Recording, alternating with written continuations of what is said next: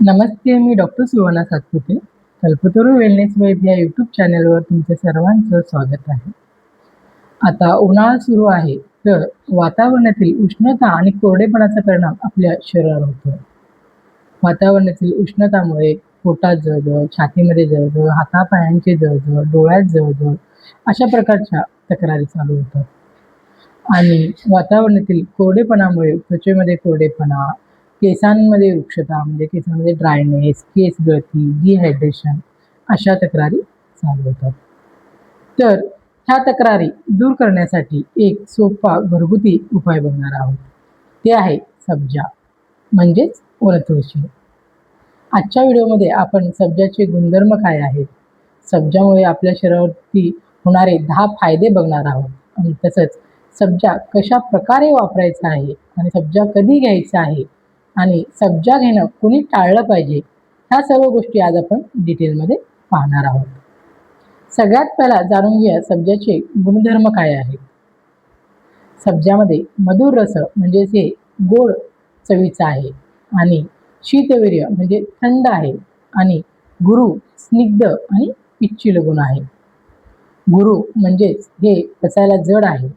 स्निग्ध गुण म्हणजे हे शरीरामध्ये लुब्रिकेशन तयार करतं आणि पिच्चिल गुण म्हणजे एखादा पदार्थ आपण पाण्यामध्ये टाकल्यानंतर ते जेली टाईप स्ट्रक्चर बनतं, त्याला पिच्चिल गुण म्हणतात. तर ह्या गुरु स्निग्ध आणि पिच्चिल गुणामुळे आणि तसंच मधुर रस आणि शीतवीर्यामुळे हे शरीरातील प्राकृत कफ वाढतं, ज्यामुळे शरीरामधील वातदोष आणि पित्तदोषाचं शमन करतं. तर हे पाहिलं आपण सब्जाचे गुणधर्म. आता जाणून घेऊया सब्जामुळे आपल्याला होणारे 10 फायदे. सगळ्यात पहिला आहे शरीरातील उष्णता आणि पित्त कमी करण्यासाठी सब्जाचा उपयोग होतो. जसं की मी सांगितलेलं आहे, याच्यामध्ये गुरु स्निग्ध आणि पिच्चिल गुण आहे, मधुर रस आहे, शीतवीर्य आहे, ज्यामुळे शरीरातील प्राकृत कफ वाढतं. त्यामुळे जे शरीरामध्ये पित्तदोष वाढलेला आहे वातावरणातील उष्णतामुळे, तर ज्यामुळे आपल्याला पोटामध्ये जळजळ, छातीत जळजळ, हातापायांची जळजळ, डोळ्यांची जळजळ अशा तक्रारी होतात, त्या सर्व दूर करण्यासाठी, आम्लपित्त दूर करण्यासाठी याचा उपयोग होतो. आणि तसंच शरीरामध्ये वातावरणातील कोरडेपणामुळे जे वातदोष वाढलेला आहे, ज्यामुळे त्वचेमध्ये कोरडेपणा आलेला आहे, केसांमध्ये कोरडेपणा आलेला आहे, ती रुक्षता कमी करण्यासाठी सब्जाचा उपयोग होतो. ज्यामुळे अगोदर जे वातदोष आणि पित्तदोष वाढलेला आहे, या प्राकृत कफामुळे हे दोन्हीही शमन करण्याचं काम हे सब्जा करतं.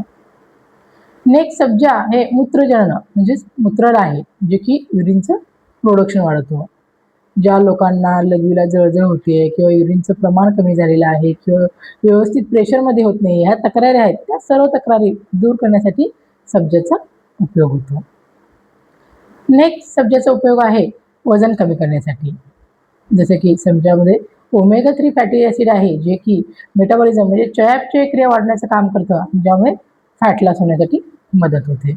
तसंच ह्याच्यामध्ये खूप सारे फायबर्स आहेत आणि ह्याच्यामध्ये गुरुगुण आहे, जे की पचायला जड असल्यामुळे पोट भरल्यासारखं जाणवतं आणि ओव्हर इटिंगची समस्या दूर होते. तसंच यामध्ये खूप कमी कॅलरीज आहेत आणि बाकी खूप सारे न्यूट्रिएंट्स आहेत, जसे की iron, calcium, magnesium, phosphorus, vitamin A, vitamin D, vitamin E, vitamin के हे सर्व विटॅमिन्स आहेत, ज्यामुळे आपल्याला खूप सारे न्यूट्रिएंट्स भेटतात, कमी कॅलरीज शरीरामध्ये जातात, त्यामुळे वजन नियंत्रित राहण्यास, वजन कमी होण्यासाठी याची मदत होते. नेक्स्ट सब्जाचा उपयोग आहे बद्धकोष्ठता म्हणजेच कॉन्स्टिपेशनमध्ये. जसं की मी सांगितलं होतं, सब्जामध्ये स्निग्ध गुण आहे, जे की लुब्रिकेशन तयार करतं, ज्यामुळे आपल्या आतड्यांमध्ये जी रुक्षता, ड्रायनेस निर्माण झाले आहेत, ती ड्रायनेस कमी करण्यासाठी याचा उपयोग होतो आणि पूर्ण आतड्यांमध्ये स्निग्धता, लुब्रिकेशन निर्माण करून कॉन्स्टिपेशन कमी होण्यासाठी याची मदत होते. आणि तसंच त्याच्यामध्ये खूप सारे फायबर्स आहेत आणि त्या गुणामुळे कॉन्स्टिपेशन रिलीज होण्यासाठी सब्जाचा उपयोग होतो. सब्जाचा उपयोग हा कॉन्स्टिपेशन आणि अतिसार म्हणजेच लूज मोशन दोन्हीमध्ये होतं. ह्याच्यामध्ये स्तंभन गुण आहे, जे की द्रव पदार्थ शोषून घेण्याचं काम करतं. कॉन्स्टिपेशनसाठी सब्जाचा उपयोग हा दुधातून करायचा आहे आणि अतिसार म्हणजेच लूज मोशनसाठी सब्जाचा उपयोग हा ताकातून करायचा आहे, ज्यामुळे लूज मोशन कमी येण्यासाठी मदत होते. नेक्स्ट सब्जाचा उपयोग आहे हाडांची झीज भरून आणण्यासाठी.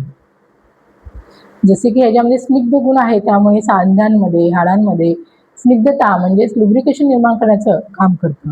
आणि iron, calcium, magnesium, phosphorus, proteins असल्यामुळे सर्व शरीरातील झीज गुणवण्यासाठी, हाडांची झीज गुणवण्यासाठी याचा उपयोग होतो. नेक्स्ट सब्जाला बल्य म्हटलेलं आहे, म्हणजे फिजिकल स्ट्रेंथ वाढवतं. कारण यामध्ये खूप सारे न्यूट्रिएंट्स आहेत, विटॅमिन्स आहेत आणि आयर्न, कॅल्शियम, मॅग्नेशियम आहे, vitamin A, vitamin D, vitamin के आहे, कमी कॅलरीज आहेत, प्रोटीन आहे, ज्यामुळे हे शरीरामध्ये फिजिकल स्ट्रेंथ वाढवण्याचं काम करतं. नेक्स्ट यांचा उपयोग केसांसाठी आहे. जसे की वातदोष वाढल्यामुळे केसांमध्ये ड्रायनेस निर्माण झालेला आहे आणि प्लस केस गळतीचा त्रास होत आहे, तर सब्जा हे त्याचं प्राकृत कफ वाढून वातशमन करून केसातील ड्रायनेस कमी करून केस सिल्की होतात आणि केस गळतीचंही प्रमाण कमी होतं. नेक्स्ट सब्जाचा उपयोग त्वचेसाठी आहे. जे काही वातावरणातील उष्णता आणि कोरडेपणामुळे त्वचेमध्ये कोरडेपणा आलेला आहे, तर तो कोरडेपणा दूर करून स्किन व्यवस्थित मॉइश्चराईज राहण्यासाठी याची मदत होते. कारण याच्यामध्ये स्निग्ध गुण आहे, जे की त्वचा व्यवस्थित लुब्रिकेट आणि मॉइश्चराईज ठेवण्याचं काम करतं. नेक्स्ट त्वचेचा लास्ट फायदा आहे शरीरातील इम्युनिटी वाढण्याचं काम करतं. आता यामध्ये खूप सारे विटॅमिन्स आहेत, मिनरल्स आहेत, ज्यामुळे शरीरामध्ये खूप सारे न्यूट्रिएंट्स भेटले जातात आणि प्लस याच्यामध्ये ओमेगा 3 फॅटी ॲसिड आहे, जे की शरीरामधलं कोलेस्ट्रॉल नियंत्रण ठेवण्याचं काम करतं आणि रक्ताची म्हणजे साखरेची पातळी, रक्तामध्ये साखरेची पातळी ही नियंत्रण ठेवण्याचं काम करतं. ज्यामुळे हे आपली इम्युनिटी म्हणजेच रोगप्रतिकारशक्ती वाढण्याचं काम करतं. आता हे पाहिले आपण सब्जामुळे होणारे 10 फायदे. नेक्स्ट आता जाणून घ्या सब्जा कशा प्रकारे आणि कधी घ्यायचा आहे. कधीही सब्जा घेण्याच्या अगोदर तुम्हाला 20 ते 25 मिनिटं 2 ते 3 चमचे सब्जा हे पाण्यात भिजू घालून ठेवायचा आहे. तो व्यवस्थित फुलला जातो. ते व्यवस्थित फुलल्यानंतरच आपल्याला त्यातले गुण भेटणार आहेत.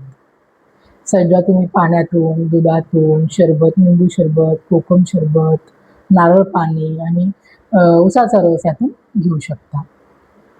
सब्जा जर कॉन्स्टिपेशनसाठी घ्यायचा आहे तर तुम्हाला सब्जा दुधातून घेतला पाहिजे. लूज मोशनसाठी घ्यायचा आहे तर सब्जा ताकातून घ्यायचा आहे. इम्युनिटीसाठी आणि शरीरातील उष्णता कमी करण्यासाठी घ्यायचा असेल तर सब्जा तुम्ही दुधातून घेतलं पाहिजे आणि बाकी इतर वेळी तुम्ही सब्जा शरबतमधून घेऊ शकता. सब्जा हे दुपारच्या टाईमला घेतलं पाहिजे. आता सब्जा घेणं कुणी टाळलं पाहिजे. जर लॉंग टर्मसाठी सब्जा घ्यायचा आहे तर ज्या लोकांना सर्दी, वारंवार सर्दीचा, ॲलर्जीचा त्रास आहे, त्या लोकांनी एकदा डॉक्टरांचं कन्सल्टेशन घेतलं पाहिजे. आणि ज्या लोकांना अँटीकोगुलेंट म्हणजेच रक्त पातळवायची गोळी चालू आहे, त्यामुळे त्या लोकांनी अगोदर कन्सल्टेशन घेणं गरजेचं आहे. कारण सब्जामध्ये विटॅमिन के आहे, जे की रक्ताची गुठळी बनवू शकतं. त्यामुळे लॉंग टर्मसाठी सब्जा घेण्याच्या अगोदर ज्या लोकांना रक्त पातळवायची गोळी चालू आहे, त्या लोकांनी आणि तसंच ज्या लोकांना सारखं सर्दीचा त्रास आहे, सारखा ॲलर्जीचा त्रास आहे, कारण हे प्राकृत कफ वाढतं, ज्यामुळे तुमचं सर्दीचं प्रमाण किंवा जे काही ॲलर्जीचं प्रमाण आहे तेही वाढू शकतं. त्यामुळे लॉंग टर्मसाठी सब्जा घेण्याच्या अगोदर तुम्ही कन्सल्टेशन घेणं गरजेचं आहे. तर आजच्या व्हिडिओमध्ये आपण पाहिलं सब्जाचे काही गुणधर्म आहेत, सब्जामुळे आपल्या शरीरावर कोणकोणते फायदे होतात, सब्जा किती प्रमाणात घ्यायचा आहे, कशा प्रकारे घ्यायचा आहे आणि सब्जा घेणं कोणी टाळलं पाहिजे. तर ह्या सर्व गोष्टी आज आपण डिटेलमध्ये पाहिलेल्या आहेत. आणखीन तुम्हाला काही क्वेरी असतील, आणखीन काही प्रश्न विचारायचे असेल तर तुम्ही मला कमेंट्समध्ये विचारू शकता. आणि जर व्हिडिओ आवडला असेल तर चॅनलला सबस्क्राईब करा आणि व्हिडिओला लाईक करा. थँक्यू.